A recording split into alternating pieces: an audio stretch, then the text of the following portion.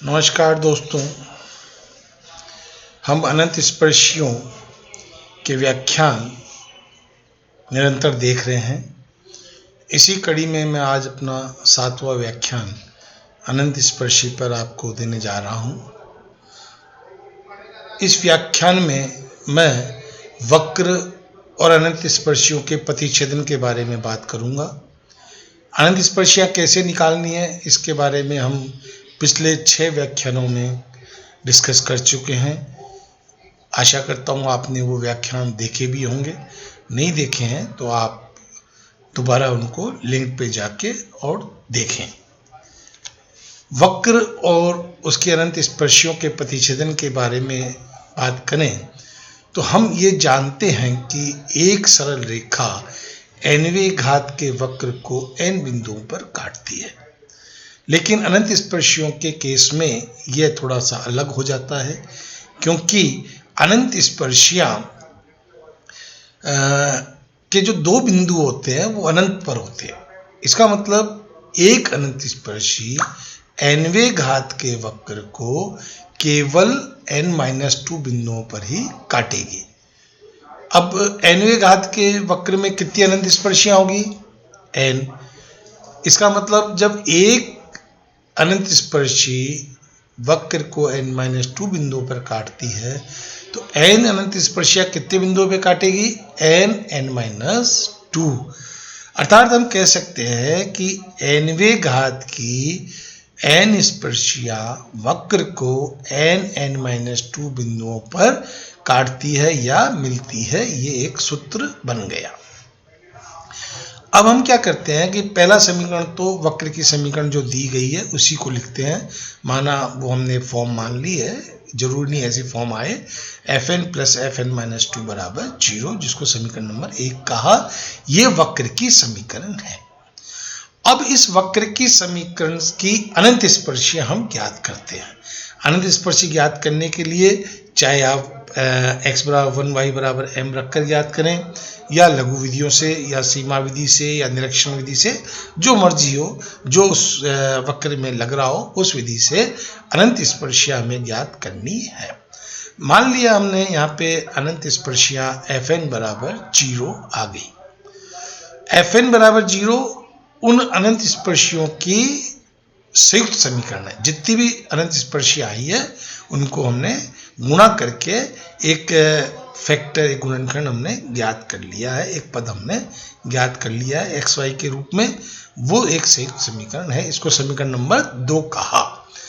अब 1 - 2 करने पर जो वक्र की समीकरण आएगी वो वक्र है जो प्रतिच्छेदित है। अर्थात वक्र तथा उसकी अनंत स्पर्शियों का प्रतिच्छेदित वक्र बराबर हो गया वक्र की समीकरण माइनस वक्र की अनंत स्पर्शियों की संयुक्त समीकरण। ये फार्मूला मैंने बना दिया। अब हम मान लीजिए एक क्वेश्चन करते हैं, जिस क्वेश्चन के अंदर दिया हुआ है कि एक वक्र की अनंत स्पर्शियों वक्र को 3 बार काटेगी, ये सिद्ध करना है, तथा x - y + 1 = 0 पर स्थित है, और वक्र की समीकरण है x³ - 2y³ + xy 2x - y + y x - y + 1 = 0। अब इस वक्र की समीकरण को हम 3 घात के पदों को एक साथ लिख लिया, 2 घात के पदों को एक साथ लिख लिया, 1 घात का पद है ही नहीं, कांस्टेंट को एक साथ लिख लिया। अब x = 1 y = m करके हमने डिफरेंट फाई ज्ञात कर लिए। तो यहाँ फाई 3m आ गया, फाई 2m आ गया, फाई 1m आ गया। फाई 3m है 1 - 2m³ + 2m - m², phi 2m है m - m², phi 1m constant है 1, आपका यहाँ पे 0 दिया हुआ है, कांस्टेंट आपका 1 है। अब अगर हम पुराने मेथड से ज्ञात करते हैं तो m का मान निकालना पड़ेगा और c का मान निकालना पड़ेगा। m का मान ज्ञात करने के लिए बच्चों मैंने बताया था कि उच्चतम फाई के घात वाले पद को शून्य करना होता है। तो फाई 3m = 0 करेंगे, क्योंकि यहाँ पे फाई का उच्चतम पद 3 है।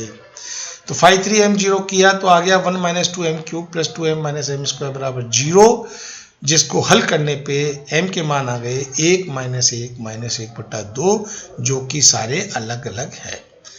अतः m के मान अलग अलग है तो c का मान एक ही सूत्र से निकल जाएगा, जो कि है -φn - 1m / φ' n m। यहाँ हो गया सूत्र फाई 2m बटा फाई डैश 3m। तो फाई 3m का डिफ्रेंशिएशन किया, m के मान रखे, c के मान आ गए, m बराबर 1 पे c का मान 0, m बराबर -1 पे c का मान -1, m बराबर -1 बटा 2 पे c का मान 1 बटा 2। अब y बराबर mx प्लस c रूप में m और c के मान रखकर हम अनंत स्पर्शीय ज्ञात कर सकते हैं। वो आई है y बराबर x, y बराबर -x - 1, y बराबर -x/2 + 1/2। इनके संयुक्त समीकरण हमें निकालनी है। तो संयुक्त समीकरण में हमने क्या किया, तीनों गुणा कर दिया। तीनों गुणा किया तो ये आया x - y एक ब्रैकेट में, x + y + 1 एक ब्रैकेट में, x + 2y - 1 एक ब्रैकेट में, जिसको हल करने पे समीकरण 3 प्राप्त हो गई। x³ - 2y³ + 2x² y - xy² -y² - x + y बराबर 0। अब करो कि समीकरण इसमें से अपन घटा दें तो जो आएगा वो प्रतिच्छेदित वक्र हो जाएगा। अभी मैंने सूत्र बताया था, वही सूत्र वापस लिखा है मैंने। प्रतिच्छेदित वक्र बराबर दिया गया वक्र माइनस दिए गए वक्र की अनंत स्पर्शियों की संयुक्त समीकरण। घटा दिया 1 - 3 तो x - y + 1 बराबर 0 आ गया। यही हमें सिद्ध करना था। अब ये कितने बिंदुओं पे काटेगी, क्योंकि n की उच्चतम घात कितनी है, वक्र की घात कितनी है, 3, तो n बराबर 3 हो गया। तो सूत्र था n - 2, तो 3 - 2 कितना आ गया, 3। तो ये इस 3 बिंदुओं पर काटेगी। ठीक है। अब हम दूसरा एग्जांपल लेते हैं।